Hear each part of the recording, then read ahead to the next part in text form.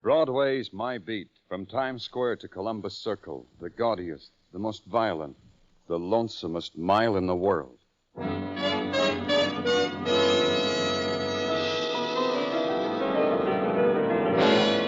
Broadway's My Beat, with Larry Thor as Detective Danny Clover.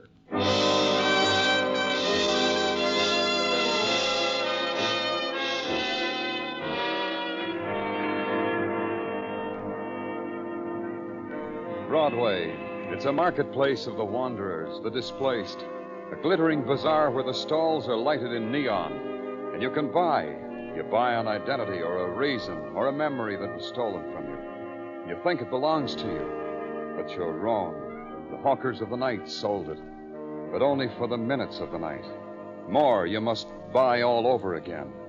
It's Broadway, My Beat.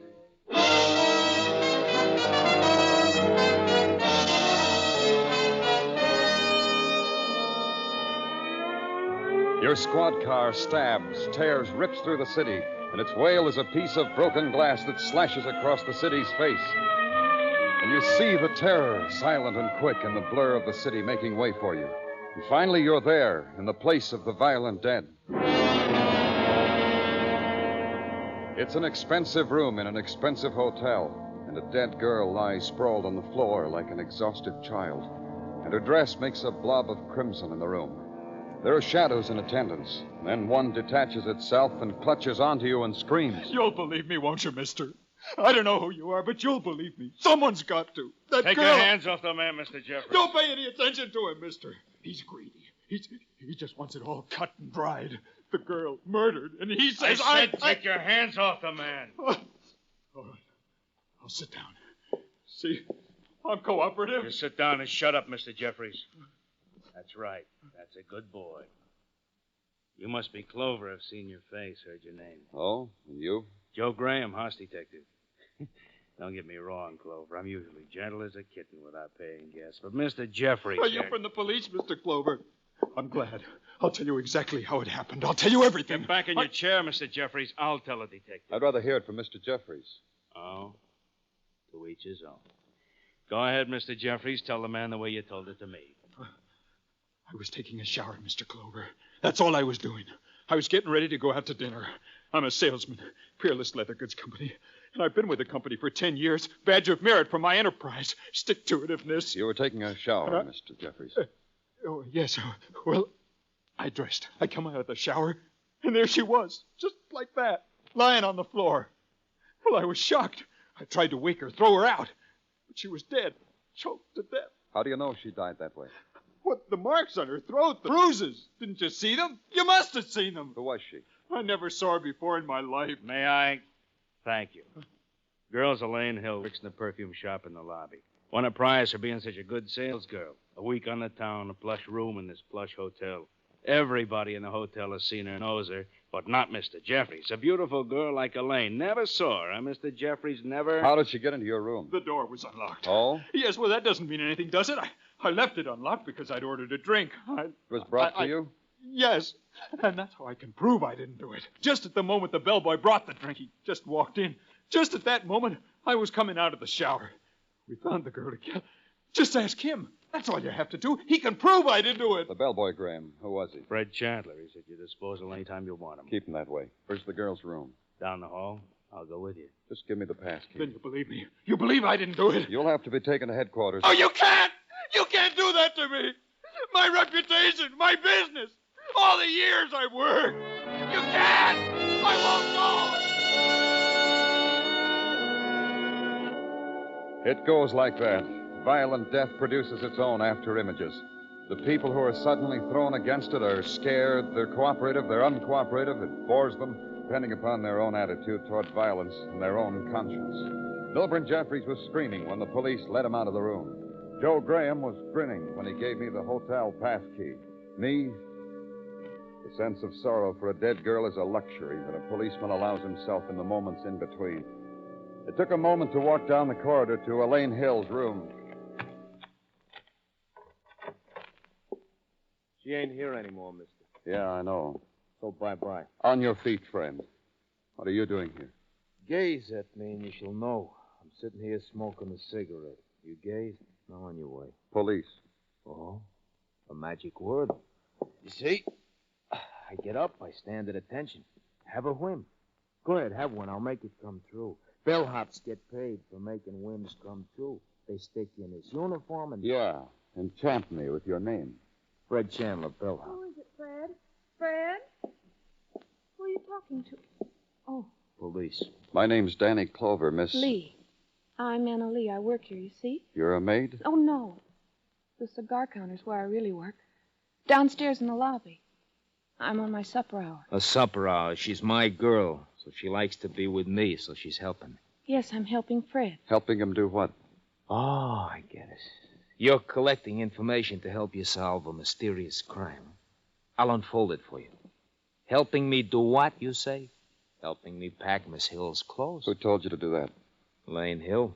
She was checking out. She said, see that my clothes are packed. She give me $1, puts me on the obligation, personal obligation. Now that she's dead, my work still goes on. Leave her clothes alone. Officer Florio will take care of them. One more thing, Fred. Quiz me? Were you in the room when Mr. Jeffries discovered the girl, the dead girl? Jeffries said that? He said that, huh? He fibbed. He told a big, big fib. I brought in his drink, and there he was, standing over Miss Hill. Yes. Yes, that's the way it was, Mr. Clover. That's just the way Fred told me it was. Fred's telling the truth. He's not in trouble, is he? Fred's not in trouble, Mr. Clover. Don't worry, Miss Lee. Fred's not in trouble. But keep an eye on him. Keep an eye on each other, huh?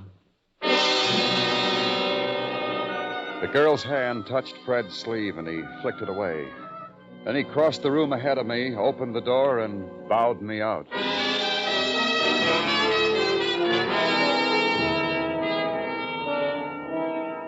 Around Elaine Hill's death, there already grew the fungus of lies, of half-truths, the weeds of a new violence. To tear them out, I needed to know more about Elaine, how she lived, how she worked. There was a man who could tell me part of it, a man named Nicky Laszlo, dealer in perfumes, in the lobby. All I know of Elaine, Mr. Clover, is beauty she was. Employee of myself, but nevertheless beauty. Sheer exquisitic. In my spare time, I coin new English words. Mr. Laszlo... Pardon me. I want this would be put in the official records. You keep such records? Of course you keep. In this country, everybody keeps. Mr. Laszlo... I want you should put down so. On the person of Elaine Hill, the perfumes of Nicky Laszlo smelled better than on person of any other person.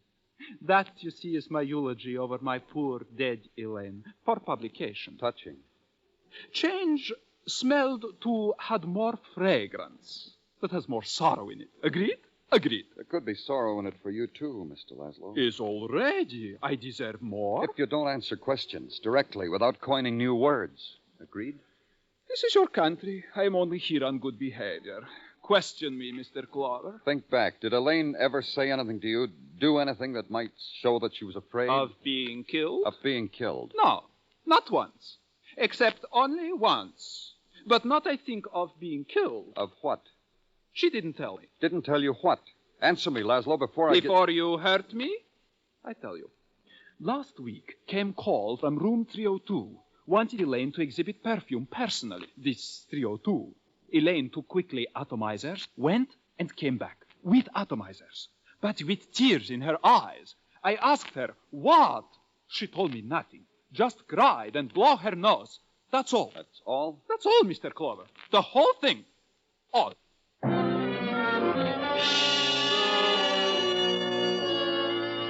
And it goes on. Elaine Hill had been called to room 302 to sell perfume, and she returned with a tear. I went back upstairs to the lobby and spotted Joe Graham. I told him to find out who occupied room 302 last Thursday. It would take some doing, Joe Graham said, because the books were snugged away for the night. But he was just the boy who could find out anyhow, he assured me, because he had influence around here. I assured him that was dandy to let me know. He winked, and I went back to headquarters. I got as far as sitting at my desk. I shouted you into your office, Danny. I see you did, Tartaglia. Why did you? To offer you the hand that helps. All right. Help me, Tartaglia. Who killed Elaine Hill? Huh? Who killed Elaine Hill? Danny, you're fighting me. You know, I have a new approach in the solution of, as it were, crimes. You want to hear? Tell me. Give out word to the newspapers that you will arrest the criminal at any moment. Only don't say what moment. This makes an emotional person like a criminal emotional, nervous.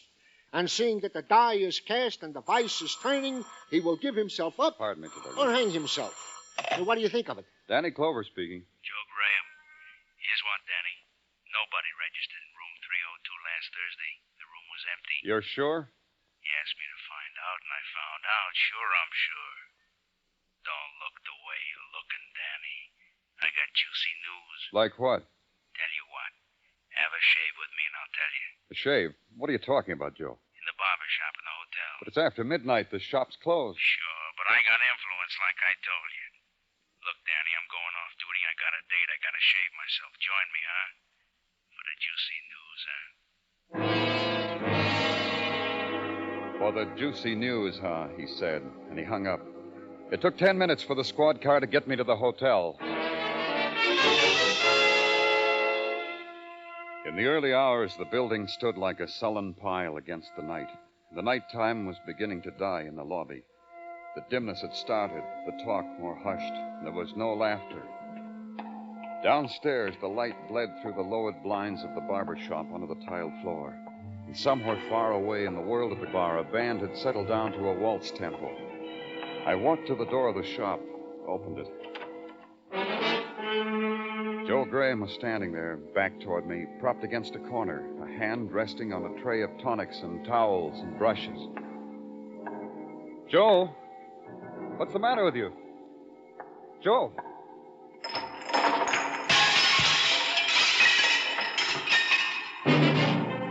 What was the matter with Joe could never be fixed.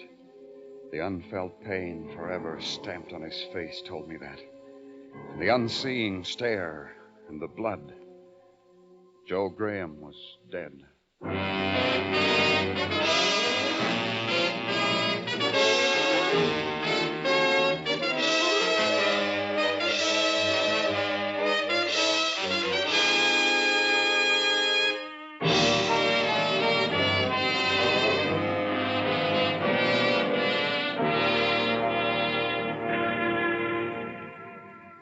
There's a thing about Broadway. At lunch hour, it takes its murders spliced between nibbles and a hot dog and washes them down with cream soda. The deaths of Elaine Hill and Joe Graham were spectacularly headlined, so Broadway nodded approval and reached for the onions. It's these usual things that gives Broadway assurance all's right with the world. The only thing Broadway has to worry about is the hours between now and quitting time. In my office at headquarters, Sergeant Tartaglia stood in the center of the room, shifted his position a few times, cleared his throat, then asked me a pointed question. What time is it, Danny? Why? Well, no particular reason. This question was just an opening gambit for the conversation which is about to ensue. You tricked me, huh, Tartaglia? But, Danny, I've been standing right here before you trying to catch your attention for 10 minutes as the crow flies. Okay, what is it? Reports gathered from hither and yon into the here. Mm-hmm. To wit, the boys from Technical are even now examining the clothes of Elaine Hill for possible clues as to the reason for her decease. Go on. In the matter of Milburn Jeffrey, the leather goods salesman apprehended at the scene of the crime, also to wit, he is now under the excellent care of Dr. Sinsky. Oh, what's the matter with Milburn Jeffries? The occupational disease of all those who are arrested as suspects for murders. He's screaming to let him out of jail. He's screaming he ain't guilty. He's screaming he's a victim of cruel fate. So? The other tenants are complaining about all this screaming. So, between Jeffrey's screaming and the others complaining, our pokey is indeed a veritable mishmash. Uh-huh. Now, tell me what's news about Fred Chandler. Of Fred Chandler, the bellhop, I have the following report. Fred Chandler has been employed at his current place of business for nigh on to 6 years. No complaints. As far as can be determined, his story checks. And his girlfriend from the cigar counter, Anna Lee? To wit, Anna Lee is his girlfriend, has enjoyed this status quo for nigh on to 2 years. One more item, Tartaglia. What about the owner of the perfume shop? His name is Nicky Laszlo. Tartaglia? Laszlo spent his time amongst the perfume at the time of the crime. Check. But I know something maybe you don't know, Danny. Like what? Elaine Hill shared an apartment with a lady who ran the photography salon at the hotel. A lady named Millie Starr. Did you know that, Danny? Goodbye, Tartaglia.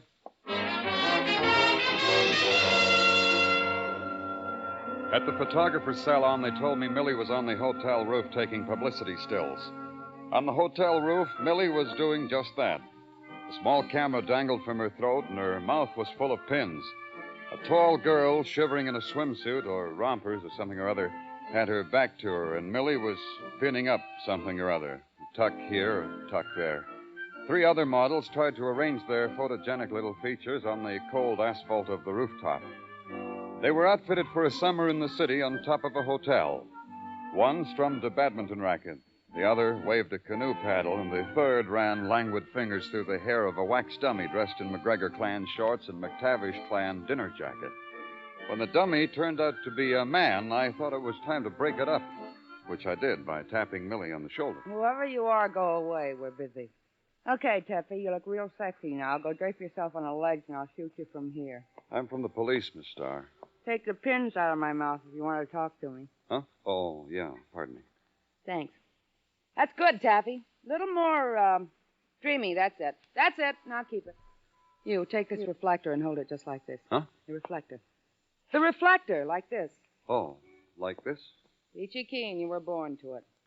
Taffy, take a deep breath. Hold your stomach in. Good. Now relish it. Got it.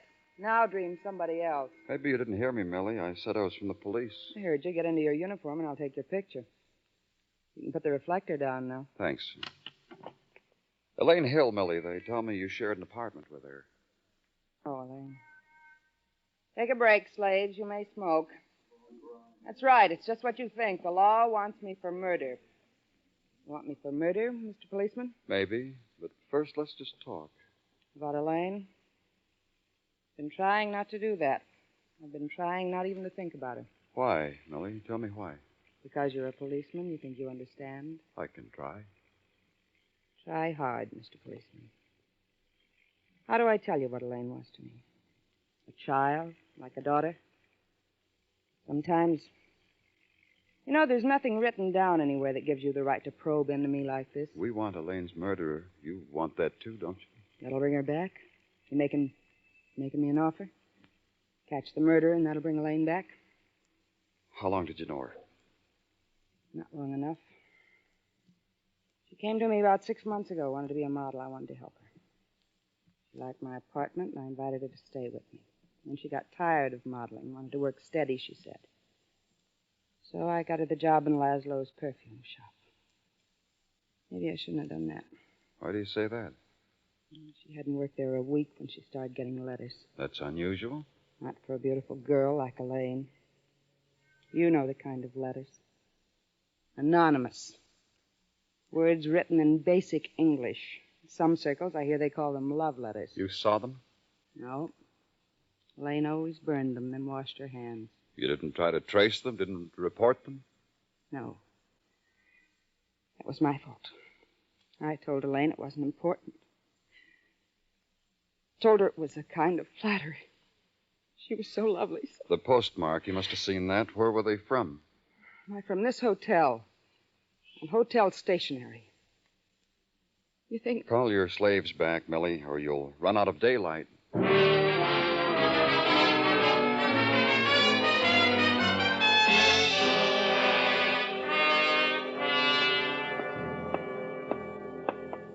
Hey, Danny! Hey, Danny! Yeah? Hey, Danny! Danny! Okay, here I am. What do you want, Detective? I'm in a hurry. Ooh. Huh? Ooh. I'm catching my breath. I'm glad I caught you, Danny. John Gordon and Technical's been buzzing your phone all the time you were out. Let's go find out what he wants. Did he tell you what he wants? No. Just called. I answered the phone. He said, was you there? I said no. He hung up. I've been spending half the afternoon listening to a stupid conversation like that. Come on. Hello, Gordon. Something I can do for you, Lieutenant? Tartaglia said you've been trying to get in touch with me. Well, no. Am I going to have trouble with you, Gordon? Why is it you're never around, Lieutenant? What do you do all day long? You've been calling to find that out, huh? I'll tell you why I've been calling. Here, well, look at this. Go ahead, read it. So, it's an autopsy report from Dr. Sinsky on Elaine Hill. I've already seen it, Gordon. And I know it almost by heart. This part of it. Here, right here. Elaine Gordon was 5'3", blonde hair, no birthmarks, weight 119. My congratulations on your memory. You really proved it to me. Then why did you send these dresses down here? For usual reasons. Follow standard operating procedure, kid. Maybe you'll come up with an interesting fact that'll tell me why Elaine Hill was killed. These are not Elaine Hill's clothes. Somebody on your detail loused up, Lieutenant. I thought you should know. Somebody mixed up somebody's clothes with Elaine Hill's clothes. These dresses on my desk would fit a woman who weighed about 160, I'd say. Would be about 5'1", I'd say. What are you talking about? What? Don't make me repeat myself. These dresses cannot belong to Elaine Hill. Who brought these dresses back to headquarters, Tartaglia? Officer Florio, Danny. Get him. Get him quick. Tartaglia did. In 10 minutes, Florio was standing in the middle of my office, wiping a crumb off his chin. He was just having a bite, he told me, at the hamburger stand across the street. Yes, he'd packed Elaine's clothes all himself, neatly. No, he hadn't stopped anywhere for a bite or for anything. He brought the suitcase with the clothes right to headquarters, right to technical as I ordered. I thanked him, sent him back to finish his bite, got on the phone. Someone else had handled Elaine's clothes. I needed to talk to him. At the hotel, they told me he wasn't in. Try his rooming house. I did. At his rooming house, they told me he wasn't in. Try Anna Lee's rooming house. I did. On the 4th floor landing, I heard the sobs that came from Anna's room. I knocked. No one answered, so I walked in. You knocked, Clover. That was nice of you. But walking in? How do you know what can happen to you if you just walk in? What's the matter, Anna? Why are you crying? Because I'll Fred... tell you because, Clover. Because I come to take her out, dinner, a movie, dancing. Anything a little heart desires, that's why she's crying. My little Anna's overcome with it all. Not that, Fred. You know it isn't that. I want you to look good, honey. I want to be proud of you. When we walk into a restaurant, I want to be proud. Too much to ask. Get away from her, Fred. She's my girl, Clover. Makes you jealous I'm so close to her? Get away from her. A pleasure. Tell me why you're crying, Anna. Says he wants me to look good. You know how, Mr. Clover? He brought over a girl's clothes. He wants me to put them on. He won't go out with me unless I put them on. He won't kiss me unless I put them on. Shut up. Don't come near her, Fred. The clothes, where are they, Anna? Over there. On the bed. Wrapped in the newspapers. Elaine Hill's clothes, Fred? A dead girl's clothes. And you wanted me to put them on. Oh, Fred! Fred! What's the matter with you? What? Elaine's clothes, Fred? I bought them in a hock shop for my girl, Anna, because Anna's my girl. I want it to look nice, to look classy. Like a dream. Like Elaine? You couldn't get near Elaine, so you killed her. You wrote her letters, and she never answered, so you killed her. And Joe Graham, because he found out it was you who called Elaine to room 302. Was it like that, Fred? You're frauding at the brain, Clover. That makes you a mad dog. And the clothes, you stole them after you killed her, because that was all of Elaine you could own. You stole them and palmed some others off on the police. They told me the girl was found in a salesman's room. I was there when they told me. You put her there. You strangled her and put her there. Because you knew the door to Jeffrey's room was unlocked, that he was taking a shower and couldn't hear you. Anna? Give them to me. Give me your clothes. I'll show you how I wear them, Fred. Like this, like this, like this. Leave alone! Like this, Leave alone! like this. I'll kill you! I'll cut you to pieces! I'll kill you! Drop the knife, Fred. Drop it! No. No more killing, Fred. No more.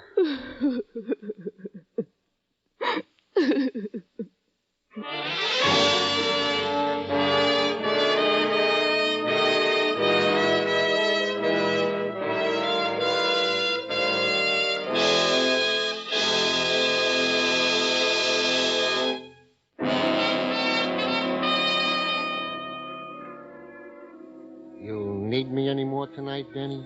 Go home, Tartaglia. Come have dinner with us, Danny. With Mrs. Tartaglia, there's always plenty. Go home, Tartaglia. Yeah, Danny.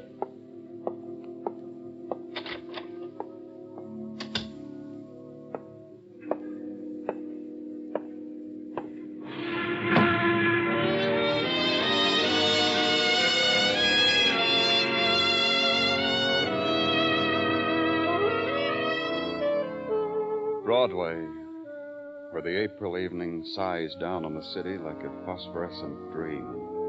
You walk it slowly because it's a twilight land. Then fingers claw at your elbow. A face leans close to yours, and the words it whispers are a shriek.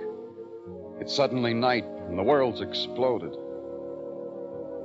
It's Broadway, the gaudiest, most violent, the lonesomest mile in the world. Broadway, my beat.